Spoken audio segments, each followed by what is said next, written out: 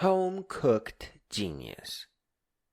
The first thing I talked about, once I somewhat learned English enough to speak it, is that mastery of letters, words, sentences, punctuation, and numbers, and writing and reading and speaking is proof that genius is everywhere. It's probably what actually makes us human. Yeah. Whatever talents happen at random, pale in contrast to the thing that we actually put effort in. No child is born being able to write and read or code computer programs. Normally, we assume that going into science, maybe medicine, and perhaps philosophy is where genius shines. But mastery of language shows that we don't have to wade through decades-long journeys. So, what are the other things that help our minds grow? The hiker and adventurer, who both answers the call of the wild and the call of the books about adventure, gains extremely powerful intelligence. They carry themselves differently because they switch. They live on the path, and when we meet them, they are actually just visiting our average lives. They are from out there. You can almost see that in their eyes too. The hikers almost have animal eyes. Oof, the continent hopper is next. When your parents flop you over to another continent and you discover that even the sky is, well, somewhat different, your mind doubles instantly. It just does. Some actually call it going crazy. But your behavior shifts because your world simply doubled. That is why the mind is doubling too. You'll be at the library the first year you can read, even if you never cared for it before. Lonesome moms who are worried about their children only need to uproot them to make them royal adventurers. I remember departing from my country, I saw people with cardboard boxes, homemade luggage. So journeys across the world are not expensive. And so as long as you keep on rising, it does not matter how low you start.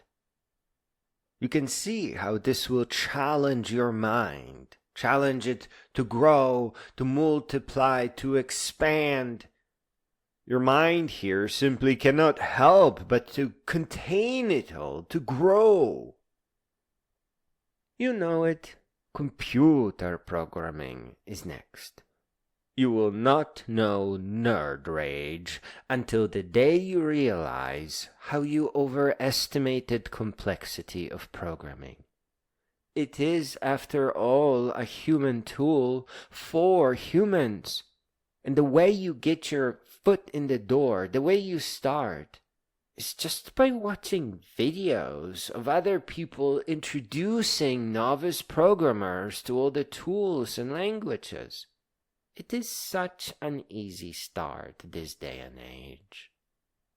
Now, with artificial intelligence, you can ask any question about anything and without any shame, and the AI unbelievably will instantly respond with the answer. Years ago, you had to wait for a nerd to find your question and then butterfinger in some answer. And before the internet, you would have to set off on a trip to the library. It was wild. This intelligence does come from the mental gymnastics you have to do, but also the fact that programming is a microscope. You can simulate a cell with the help of AI, zooming in so far that even sci-fi movies barely go there. You just build a virtual cell piece by piece. I will try, but there is no describing programming. It is unlike anything ever experienced by a person new to it. Okay, you know how there are people who hate board games because they are made of cardboard, slow, and the players are always iffy? Programming is for them. It is the perfect thing for them. But also, programming itself is a board game. And let us not mince words. It is a board game made of thought. The game moves at the speed of thought, not light. That's the speed of the program itself.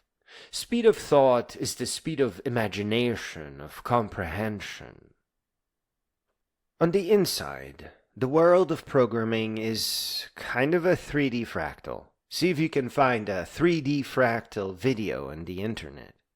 Inside this strange world, you can come close to things and get a better view, but also you will discover more detail than you expected. For example, the moment you think you can iterate over lists, you discover state machines and just lose your mind.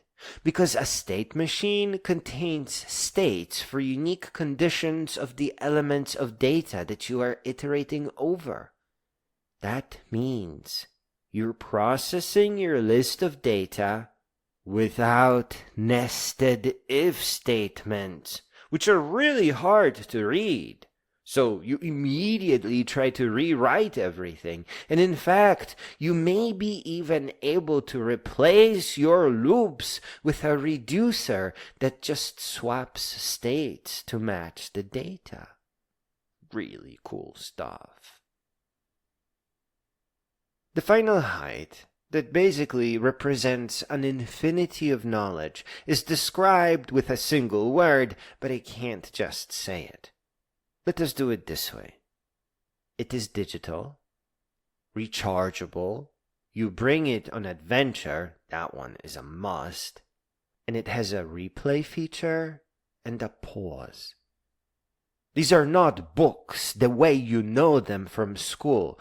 Narrated books are movies that may last for 20 hours and that you may replay as many as 30 times to truly inherit all the stuff that's in there. They are fascinating, and you fall asleep because they also become your lullaby.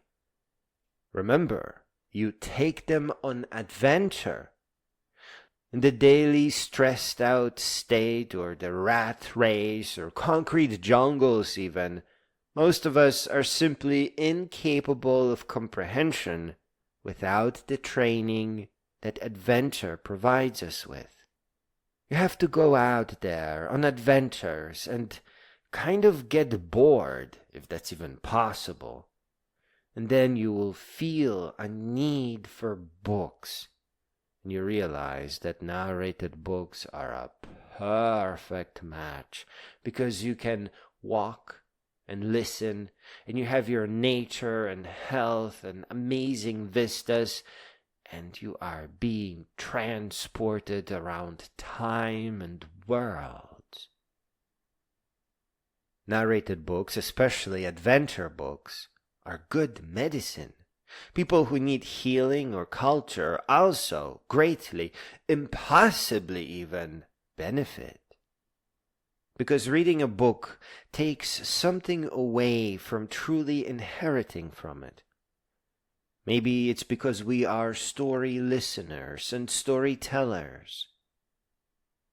Listening to books while you are out in nature helps you inherit their wisdom, the lives within, and also the culture of the characters and the author.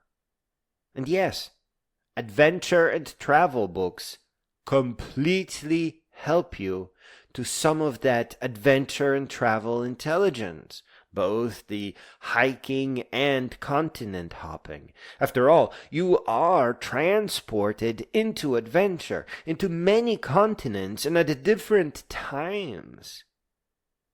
It is this hopping, an inheriting of culture of wisdom or culture of greatness, that multiplies you to no end, to infinity. The worm in Bookworm is not actually a bug, as every reader or listener knows. It's more of a Einstein-Rosen type of worm. It's something that transcends space and time, and maybe even dimensions.